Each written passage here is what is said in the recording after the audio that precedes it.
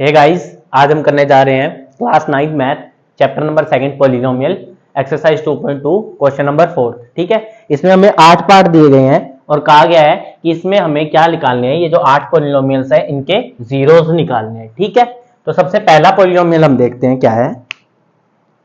सबसे पहला पॉलिनोमियल हमारे पास क्या है, px is equal to x plus 5।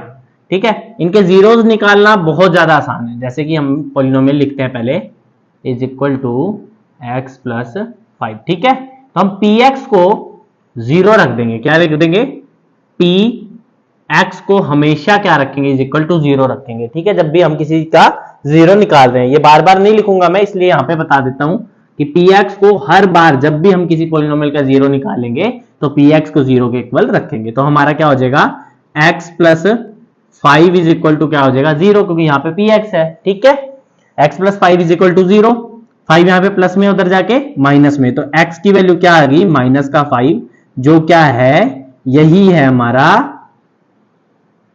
Zero of polynomial. ठीक है, ये जीरो है हमारे पॉलिनोमियल का।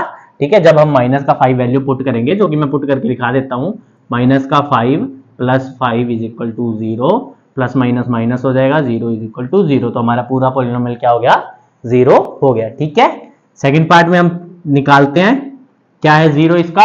सेकेंड पार्ट हमारे पास क्या है, p x is equal to x minus 5, है ना। तो वही सबसे पहला स्टेप हमारा क्या होगा, p x is equal to zero. ठीक है, x minus 5 is equal to क्या आ जाएगा, जीरो। ये माइनस का है, इधर जाके क्या हो जाएगा, प्लस का, तो एक्स की वैल्यू क्या आ गई, 5 आ गई। क्या आ गई, 5, और ये हमारा सेकंड का क्या है, जीरो है। क्या है, जीरो है। ठीक है, हम थर्ड पार्ट करते हैं अब। बस ये इतना ही आसान है, थर्ड पार्ट। ठीक है, थर्ड पार्ट क्या है, p x is equal to 2x plus 5 है। ठीक है, सबसे पहले हम क्या करेंगे, पी एक्स को किसके इक्वल रखेंगे, जीरो के, तो 2x plus 5 is equal to zero. 5 यहाँ पे प्लस में, इधर जाके माइनस में हो जाएगा, तो 2x की वैल्यू क्या आ जाएगी, माइनस का 5, 2 यहाँ पे मल्टीप्लाई में x के, इज इक्वल टू के उस साइड जाएगा, डिवाइड में हो जाएगा, किस में हो जाएगा, डिवाइड में, तो x की वैल्यू क्या आ जाएगी हमारी, माइनस 5/2, और यही हमारा क्या है, जीरो है इस पोलिनोमियल का, थर्ड पोलिनोमियल का। ठीक है, फोर्थ पोलिनोमियल। ठीक है, फोर्थ पोलिनोमियल क्या है हमारे पास, p x is equal to 3x minus 2। ठीक है, सबसे पहले हम पी एक्स को क्या करेंगे, जीरो के इक्वल रखेंगे। क्या हो जाएगा, 3x minus 2 is equal to zero, ये यहाँ पे माइनस में, इधर जाके प्लस में, तो 3x की वैल्यू क्या आ गई, 2 आ गई, और 3 यहाँ पे मल्टीप्लाई में, इधर जाके डिवाइड में, तो x की वैल्यू क्या आ गई हमारी, 2/3। ठीक है, और ये क्या है, जीरो है, किसका, इस पॉलिनोमियल का, 3x माइनस 2 का। ठीक है, तो फोर्थ पार्ट हो गया हमारा।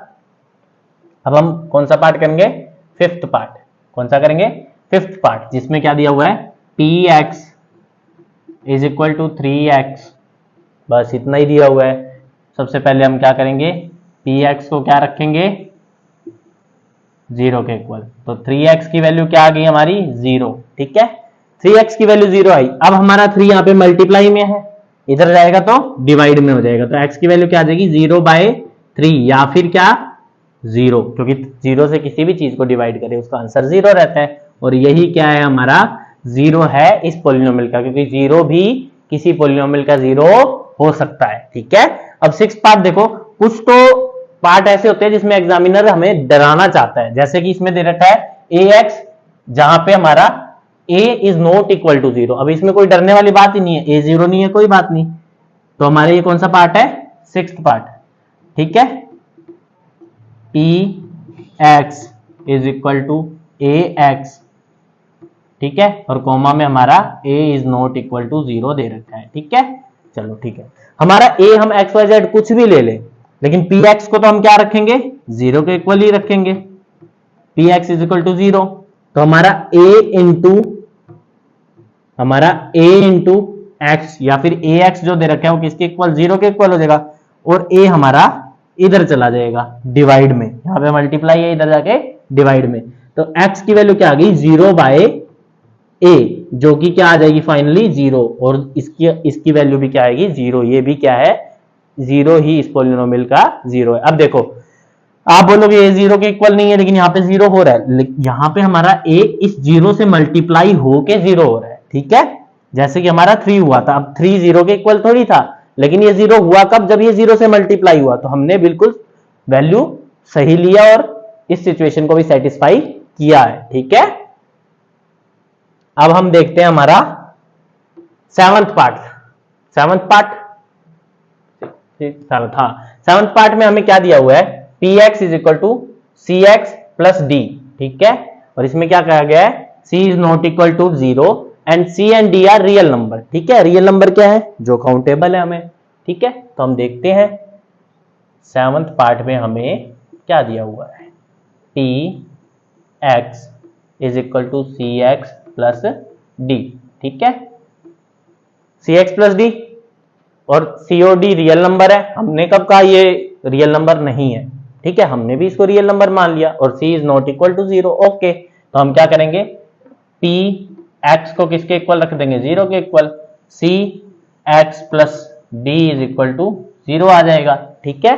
d यहाँ पे प्लस में, इधर जाके माइनस में हो जाएगा, x सी एक्स की वैल्यू क्या आ जाएगी हमारी, माइनस का d, ठीक है,